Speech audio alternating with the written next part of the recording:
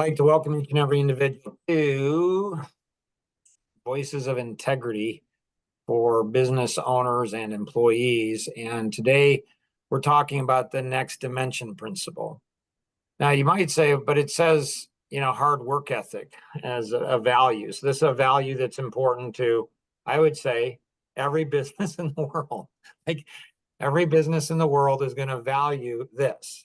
Now, what does this have to do? What does this have to do with the next dimension principle? So, the thing that's important is that to understand, like, what's a higher number, a 2 or a 9. And Elise and Fred and Patty, you guys can jump in anytime. Like, I could spend a week in teaching this and all of the stuff around it, but I'm going to try to simplify it down and make it to where anybody can understand it. So what's a higher number, a 2 or 9? So interrupt if you have any questions. Most people will say it's 9. So most people are going to say, it's a 9. Now, 9's a higher number. And the reason we say that is because we think in one dimension, which is the dimension we're in. And so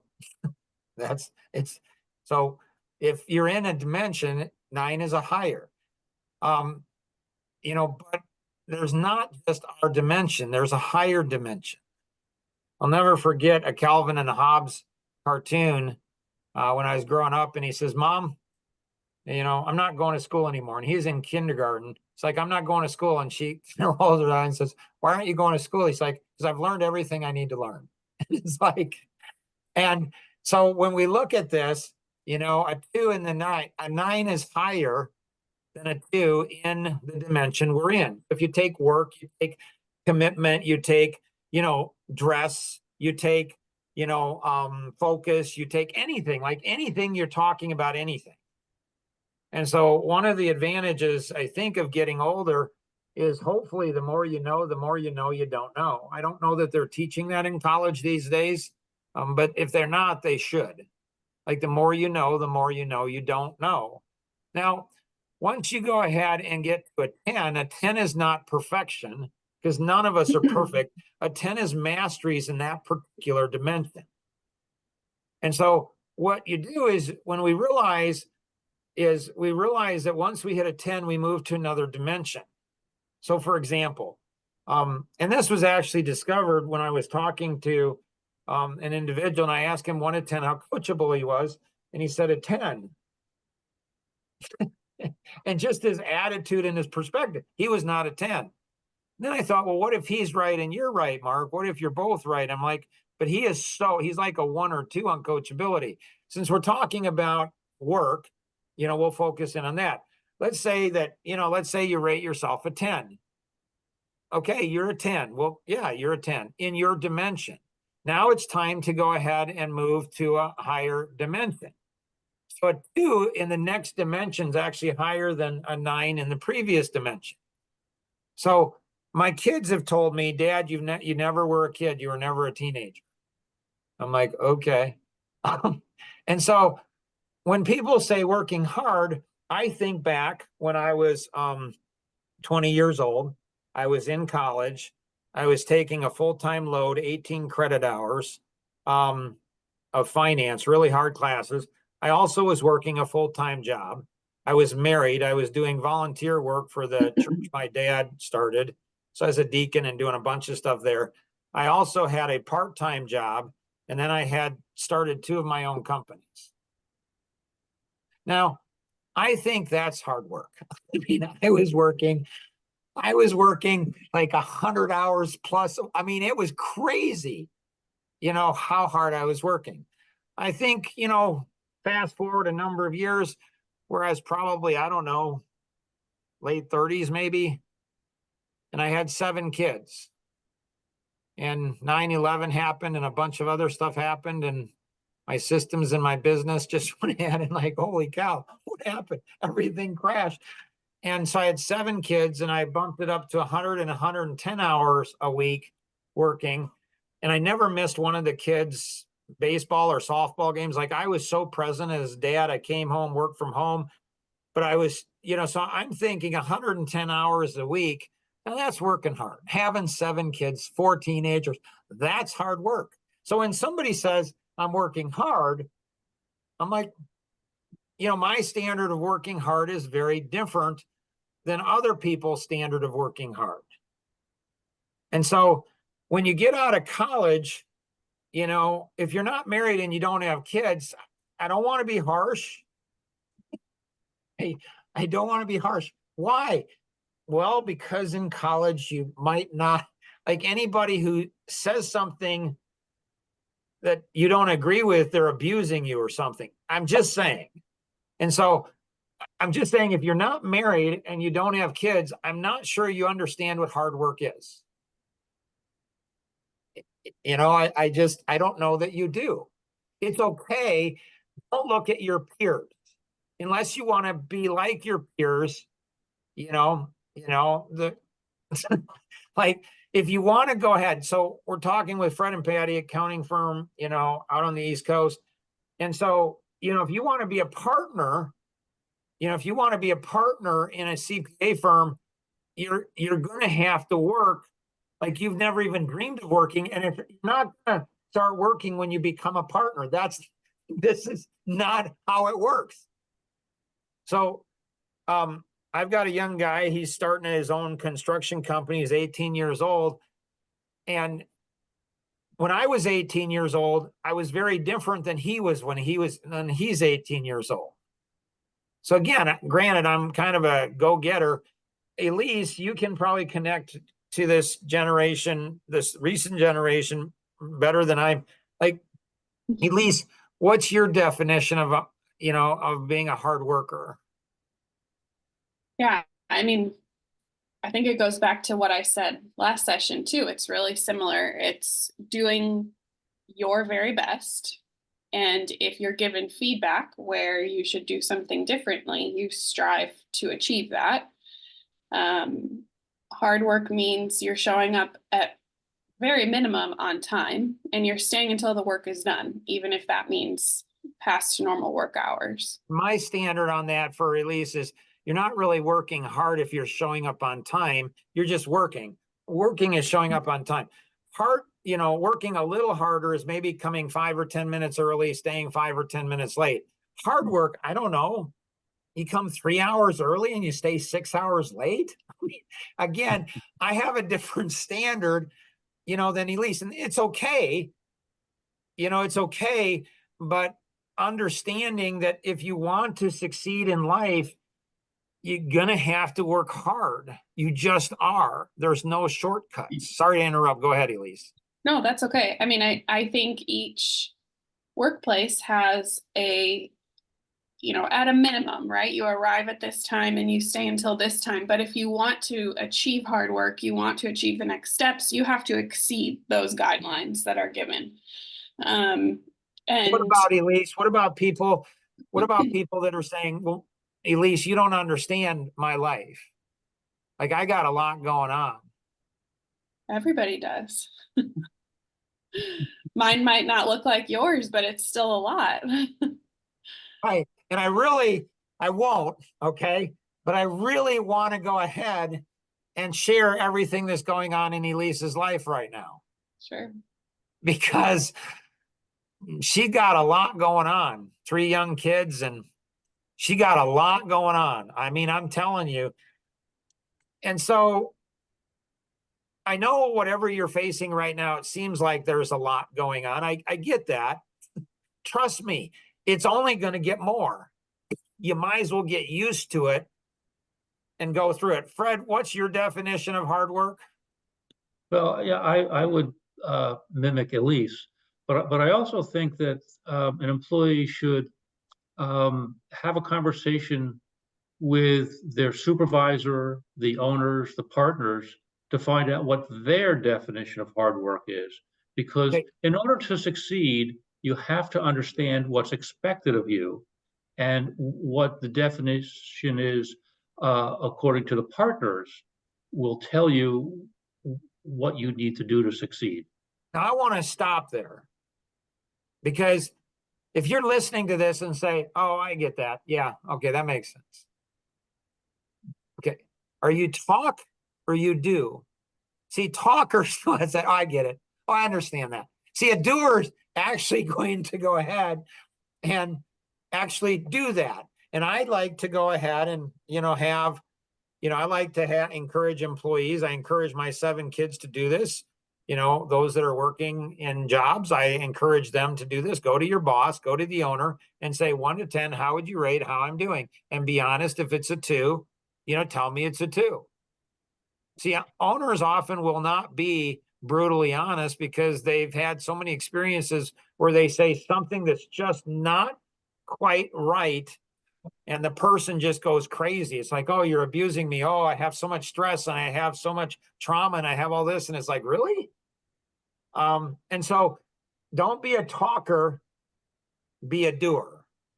When Fred says, this is what I would recommend, go to the partner, go to the owner, go to your manager and ask them their definition of work or values or commitment or integrity, whatever the values are of your workplace. Go to the owner and say, can you define this for me in your world? Don't talk about it, do it. If you don't do it, you're a talker and you're going to struggle. Every position you go with, every career, doesn't matter what industry you're going to do, you're going to struggle in it. Sorry to interrupt, Fred, but I wanted to make sure people really got that. Go ahead, Fred. No, I think that was really it. Someone's definition of hard work is going to be probably different than their supervisor. And they need to know what the goals are, because if they can't meet them, they should identify that right away. And it's just not going to work if the definitions are too far different. Got it. Patty, your definition of hard work and any questions or thoughts on the next dimension principle? I mean, I agree with everything everybody said. And I feel like hard work for me is you have to, being a mother, I feel torn in different directions and you have to decide what is my job at this moment and then put everything else aside while you work on that one task. So when I come to work here, I'm not a mother right now. I'm working in my business and I need to worry about what's in front of me for my day and apply myself 110% to what I'm doing. And I think it means showing up early, being prepared, giving it your all while you're doing it. And then when you're home in wearing your other hat, then you apply yourself in that respect. And you need to be able to separate them all, but do hard work in all the places of your life. Like everybody is pulled in many different directions, but when you're here, you need to be present. You need to concentrate on what you're doing. You need to apply yourself in full. And I feel like if it's your career, it's a mirror. You should want to do it. You're looking at yourself. Your work product is a mirror image of what you've done, and you should want to do the best work product you can do. And I feel like people that see it as a job are just accepting mediocre work. They don't want to progress to the next level or the next dimension. They're just satisfied with that. And in my mind, then they don't think of that as a career and they don't want to better themselves. Right. So, and again, I'm not saying anybody has to think like me. I'm just saying, if you look at my career, I've had a lot of success. And I had a lot of success when I was young in high school. Any job I've ever had, I'm like, I'm going to own this company someday. I'm going to be running this company someday. And I acted like it and I ended up doing it.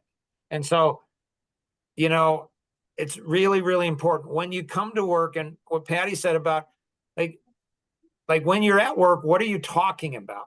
Like, are you talking about the weekend?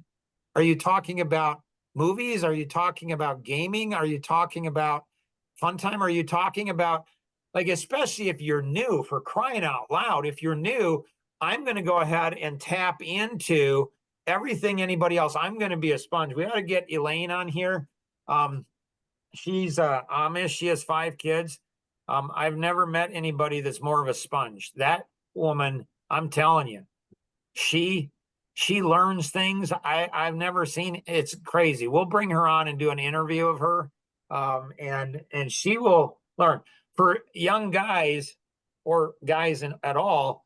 You know, I've got 3 daughters and or 4 daughters and 3 sons, and I think that often men dismiss women in the workplace. I think a lot of women aren't going to talk about how hard it is to be, you know, be a working mom, have kids, and have a husband, and have all the responsibilities that women have. And how do they keep all of this stuff going? They're master organizers. They just have to be.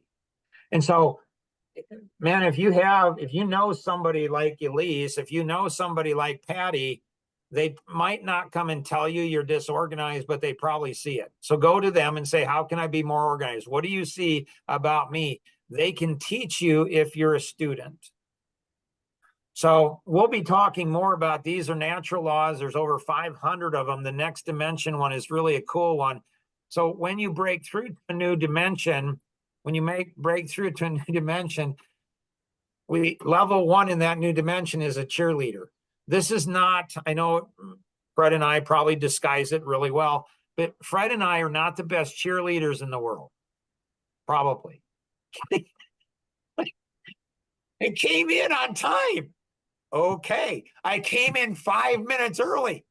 Nice. I stayed an extra 20 minutes late. Wow. You're really smoking hot. You are a catch. I can't.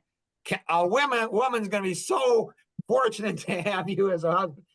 I don't know. I won't judge Fred. I'm not good at cheerleading. I mean, my grandkids I am, but adults not so good. But we do need a cheerleader. But I'm telling you, I can't tell you how many young men I have, and I don't mean to be picking on young men, but you know, I can't tell you how many young men I have in my life, and these guys, you know, are 20s, 30s, some are even in their 40s, and they need to be validated for everything they do. I'm just telling you, if you need validation for things you're doing, simple. It's not complicated. You're not doing very much. You just aren't. If people validated me for everything I did, I would have no time to do anything. And so, you know, you find you need a little encouragement, get a little encouragement. In the next level, in a dimension, you need a teacher. And so being successful in college and getting whatever grade you got in college versus in real world, it's totally different. Like it's totally different. You need somebody to teach you in this new dimension. And when you're new in a company, okay, you have a honeymoon period, but then you got to jump to this level. And, you know, I'm 60 years old. I've been doing this a long time. I'm excited about what I do. Are you excited? Because if you're not excited about what you're doing, I don't know, find something that excites you and motivates you. And so the teacher helps you to understand, here are the rules. Like Fred said, ask the rules. Like Tom Coons, when he first started with Century 21, he didn't have a degree. And he looked around and he said, who's the most successful person? And he said, so Tom was past president of the largest real estate franchise in the world. When he first started in his 20s, he went to this guy and he said, I want to know what it takes to be successful. See, Tom ended up being president of the largest real estate franchise in the world. And he didn't have his college degree. Like he didn't know anybody, he just worked like crazy. That's somebody who's hard. And the guy said to Tom, he said, claim unclaimed territory. Tom's like, what does that mean? He says, if something needs to be done, do it. Doesn't matter if you get paid to do it, just do it. Just step in and do it, because you are going to get rewarded sometime in the future. You might not get rewarded today. You know, you might not get more pay. You might not get this, but just jump in and do it because you will be rewarded. Tom said that's probably the #1 principle that he learned that helped him to advance to that unbelievable, like a worldwide leader. So claim unclaimed territory, do it. So that's teaching you. Level 3 is going to be a coach. You know, it's like a football coach. It's like they're going to get in your face. Like, don't be a snowflake. Don't be weak. Like, embrace. If you ever get depressed, if you get defensive, if you get angry and upset because somebody said something to you, I'll tell you why. It's because you have a low expectation of yourself. You have a low expectation. I mean, when the president of the company, when I went ahead and went from straight commission sales into a vice president of sales with an equity position in the company in 3 years, when I did that, he went ahead and said, Mark, you're we're not doing what we need to be doing. I'm like, no kidding. I mean, he pushed me, but you got to push yourself harder than other people. If other people are having to push you, you have to push harder. Don't get depressed. You don't have time to be depressed. You don't have time to, you just don't. Like, get in there and do it. Hard work removes depression, I would say 90% of the time. And then the level 4 is going to be Navy SEALs. It's a drill instructor, somebody in your face, somebody that's going to just, like, they expect the most of you. Think back. Hopefully you had one good teacher that you probably didn't like because they expected, and that's when you learn the most. Now, when we look at these things, we'll like when somebody's a cheerleader, we'll feel good. Like, oh, like my kids would say when growing up, if you want to feel good, go to mom. If you want something fixed, go to dad. Just saying, like, whatever. Like, do you want to feel good or do you want to fix something? The teacher, we value because we value people who teach us things we value. So you want to go and get somebody here. You want to, do we value people who challenge us? And then, do we embrace people who see and share who we really are? Or do we eliminate those people in our lives and care more for us as individuals than they care for the relationship? You're not going to get very few people at a level 4. They care more about you and your success than they do about the relationship. And then the 4 levels of learning here, we'll have this for another one. And so, but I'll just give you kind of a brief thing here. Let's see here. This is when you're making a dimensional break. This will help you in stress. Okay. If you have stress, there's good stress and bad stress, right? So good stress is stress that we have that we should have. Bad stress is stress that we have that we shouldn't have. If you're worried about a war in a world war or something like that, that's probably not something you should stress about. If you're worrying about the climate and how I'm not saying you shouldn't be, I'm just saying, don't stress about things you shouldn't stress about. Stress about things you should stress. When we have stress, it's important to understand the stress and how to handle stress. So when you go from one dimension to another dimension, so our oldest daughter, she graduated 2 years early and she was 16 years old. She went to college and then she went ahead and got her degree by the time she was 20. She stressed when she went from, high school to college. That's a good stress. How is it going to be different? When you're in a stressful situation, you're in what's called a dimensional gap. It's easiest to go backward, but don't. And so to move forward, we'll talk about this again, but I think we as a society, we're teaching people mental health improperly. And so mental health becomes almost an excuse to not work hard. It almost gives us an excuse to be complacent. And so, again, we've gone over a lot of information in a short period of time. Hopefully this is helpful. Make sure you manage up and out to other people. So what did I learn from this? What action am I going to take from what I learned? And what's my next thing I need to learn? If you have any questions, connect with the individual who invited you to participate, or you can call toll free 888-230-2300 outside the US 630-393-9909. Thanks. Have an amazing day. Bye-bye.